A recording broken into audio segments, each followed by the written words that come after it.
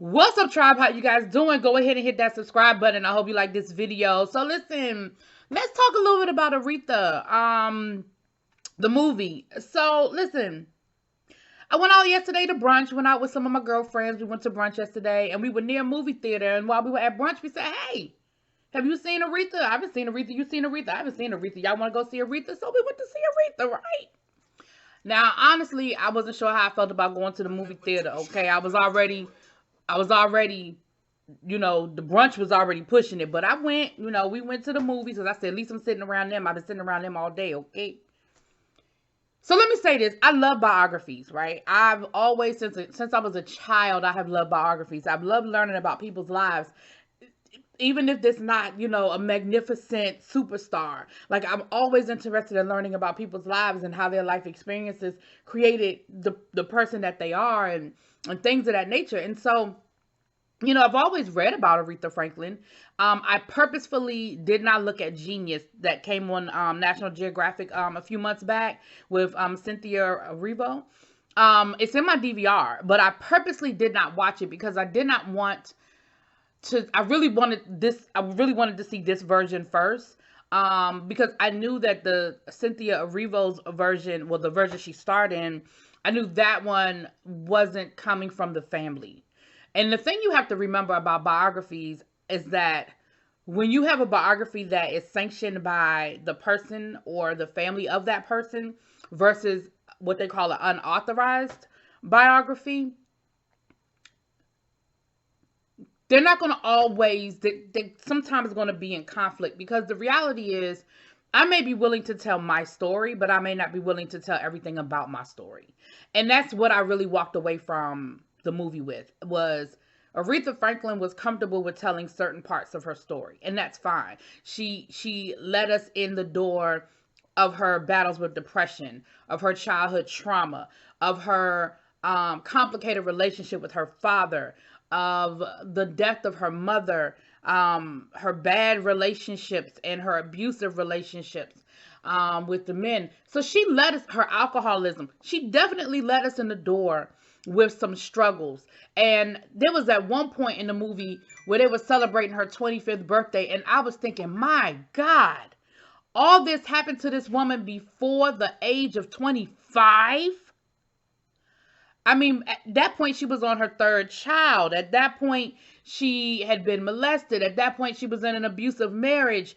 I mean, her career had just sort of taken off and she had been singing since she was a child. And I was thinking, oh my God, like this woman has been through so much. But with that being said, there was a lot they didn't talk about. For example, in the movie, her mother died. We never found out why. And that may not seem like a big deal, but it's kind of like, was she sick and Aretha didn't know that her mother had this sickness? Was it a car accident? Like, I've said this to you guys before. I feel like when I go to see stories about someone's life, I don't feel like I should have to leave and Google something that basic. Because to me, that's a basic fact. You know, we saw the fact that there was a complicated relationship between the mom and the dad. We saw where he had custody of the kids and she had visitation. And that was not common for the 1950s. Generally speaking, in the 1950s, 99.9% of the time, the mom got the kids. Unless there was some extreme circumstances. We found out later on in the movie that their marriage was volatile, that they fought a lot. They stopped short of saying that it was physical, but they alluded to it. They didn't say it, and I'm not saying that it was. I'm saying that I feel like it was sort of alluded to. I could be wrong, and I'm not trying to put nothing on that man if that ain't what that man did.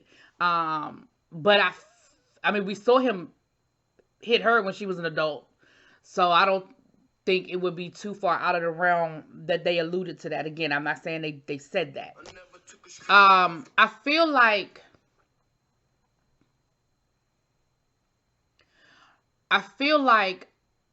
I understand that Aretha took to her grave who the father of her first two children were. I feel like that. I get that. And I respect the fact that that was her story to tell, and she had never told it, and she wasn't going to tell it. I respect that. She took that to her grave. Now, the family might know, her sons might know, but she took that to her grave, and I respect that. But what I don't understand is why it wasn't even addressed. We went from her being a child who had gotten molested, fast forwarded to an adult with 2 children. And I have to say, that's one of the things when I've read about Aretha's story, that is one of the questions that I've always had. You have this child prodigy, because Aretha was a prodigy. I mean, you see in the movie, people knew of Aretha Franklin since she was a child, because her father, who was a pastor, and he was the pastor of the biggest black church in the state of Michigan, definitely the city of Detroit, probably one of the biggest churches in the nation at that time, but certainly the biggest in the city of Detroit, and I believe the state of Michigan, walked with Martin Luther King, and you saw where he would have these parties that had Donald Washington, Ella Fitzgerald, Duke Ellington. Like, you saw all of this going on, and she would sing for them at the age of 8 and 9 years old. So it's clear that she was a known prodigy in the black music circles for years. You add in the fact that her father was a pastor of the biggest church in the city of Detroit, and again, worked with the civil rights movement, was a known person. I mean, a force in the black community, right? His daughter ends up pregnant. I want to say she was like 13. You don't have to talk about who the daddy is, because you alluded to the fact that the man who molested her was the father. You alluded to that. Can we at least find out how that affected the family? What did her father tell the church? How did they deal with that? When they found out that this child was pregnant, what was the conversation? Because I'm sure, seeing her father and how he was, I'm sure that the first thoughts wasn't, oh my gosh, my daughter was molested. I'm sure the first thoughts were, what you been out in them streets doing? And what did you say to your congregation? How was that addressed in the church? Because again, she wasn't just somebody that sat in the back pew. No. She got up and sang on Sundays. She was visible. So I feel like we were, and again, it's not about me wanting to know the scandal, but I feel like we were robbed of that major part of her story. I feel like that was a major part of her story. I feel like a lot of times they alluded to things rather than come right out and say them. And some of that might be because, like I said, I know some things Aretha chose not to share, and that's fine. I respect that. But then there were other things that, for example, her first husband, Ted, she said, there was a scene where she said, I know what you do, and I'm okay with that. Well, they were alluding to the fact that I took it as, okay, are they alluding to the fact that he's a drug dealer or something? Is he a pimp? Like, I'm not sure what they were alluding to, because then it showed them sort of struggling, not struggling financially, but him out here, like he became her manager. And I'm like, I don't see any remnants of him having another life.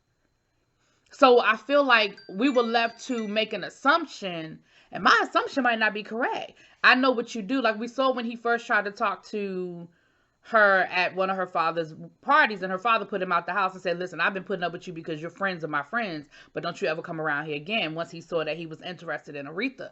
But again, I just feel like I should walk away with a clearer picture. Was he a pimp? Was he a drug dealer? Like, what was he? What was he? So, we had that. I do think they did a better job of showing us they called it her demon, with her depression, and then her alcoholism, her promiscuity. I feel like they did a good job of addressing those issues, because what we know now in 2021, is that a lot of those behaviors can directly be tied back to her childhood trauma, right? Um, and as we've been discussing over these last few months, when we talk about mental illness and protecting your mental health, um, we look at somebody like an Aretha Franklin who had to suffer in silence because there was no conversation around that at that time. There was no conversation around, oh my goodness, your childhood trauma. You need to go and talk to a therapist. You need to go work through that pain and work through that trauma. You were not allowed to properly mourn the death of your mother. Like after 3 weeks, her father was like, okay, get over it. Like, why is she still mad? Why is she still upset? And I'm like, well, some people, it takes them years to process the death of a parent. Years. We found out later on when she had a conversation with her sisters, we found out that she suppressed a lot of memories. Probably because she couldn't deal with them or didn't want to face them. So she suppressed a lot of her childhood memories. And that was probably a way of protecting herself from the reality of the trauma. And so I say, again, fast forward to where we are in 2021. Like, I'm so glad that people are feeling more comfortable to discuss their protecting their space and protecting their mental illness. And that's why it is so damaging when people are still wanting to, tear somebody down, like a Naomi Osaka or a Simone Biles that says, listen, I am going to sacrifice probably one of the biggest moments in my career because at the end of the day, my mental health is more important. And we do see times when her family and significant others try to get her to slow down and try to get her to work through and process through what she needed to work through and process through. But again, I don't feel like they had the proper tools because I say we like I was there in the 60s. I won't there. I ain't that old. But the language at the time didn't exist. And especially in the Black community. We still in the Black community struggle with the language of therapy and mental health and mental illness, but it was clear that Aretha dealt with depression and not fed is not the word. She, what's the word I'm looking for, you guys? She, self-medicated is, for lack of a better word, through alcohol and her promiscuity. We dealt with the complicated relationship with her father. There have been a lot of rumors, and I ain't gonna get into it. If you want to know the rumors, y'all going out there and going to the internet and find it.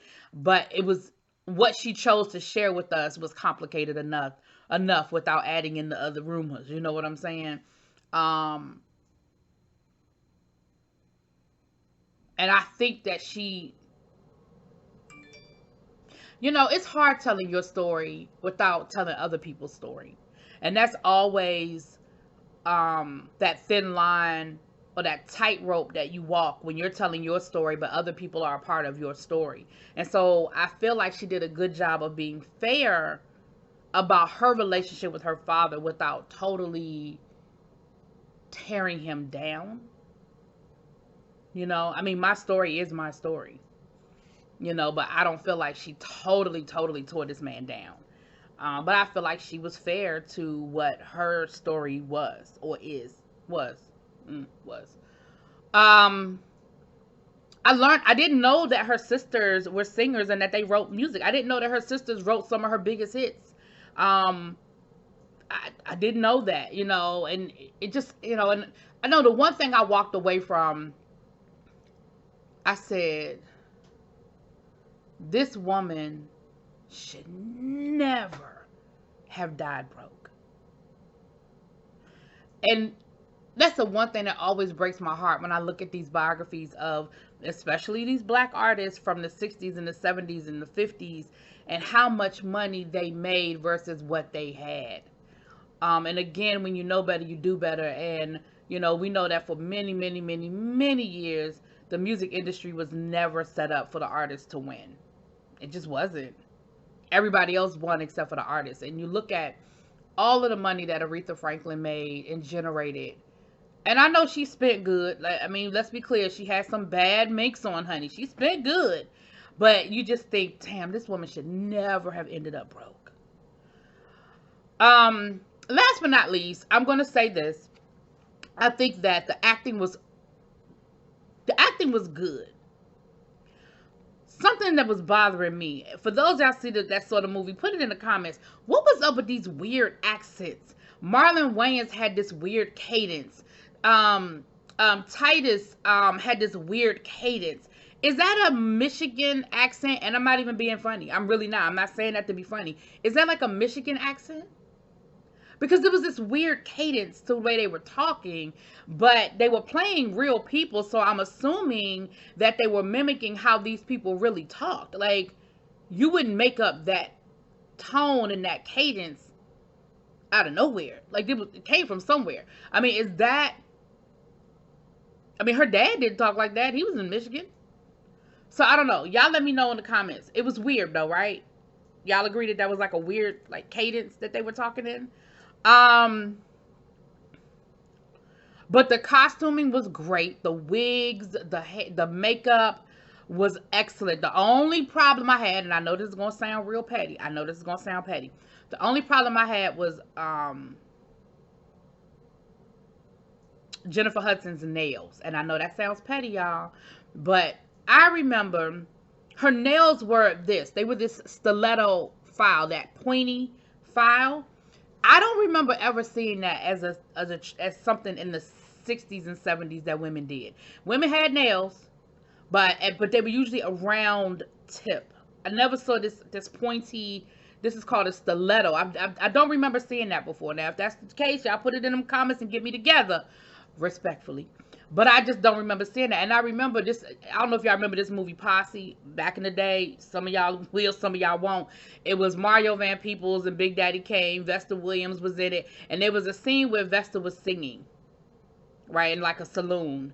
Vesta was singing, and she had acrylic nails with French tips. And I remember we were seeing the movie and somebody saying, now they know good and well in the Old West, ain't nobody had no acrylic nails with no French tips.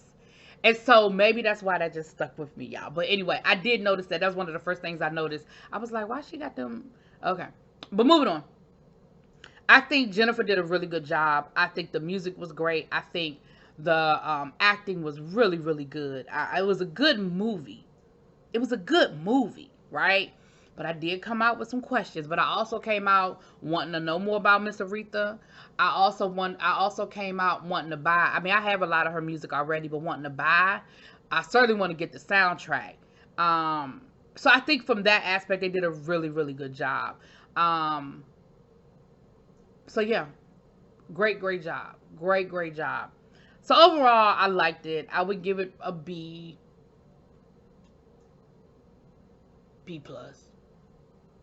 But I definitely recommend you go see it. It's highly recommended to go see it. I say that. I'm a little nervous about the numbers because from what I'm hearing, the movie theaters were not that full. And even people that I know that went to see it, the movie theaters weren't that full. So I'm a little nervous about, that, y'all. But anyway, y'all let me know what y'all think. Talk to y'all later. Peace.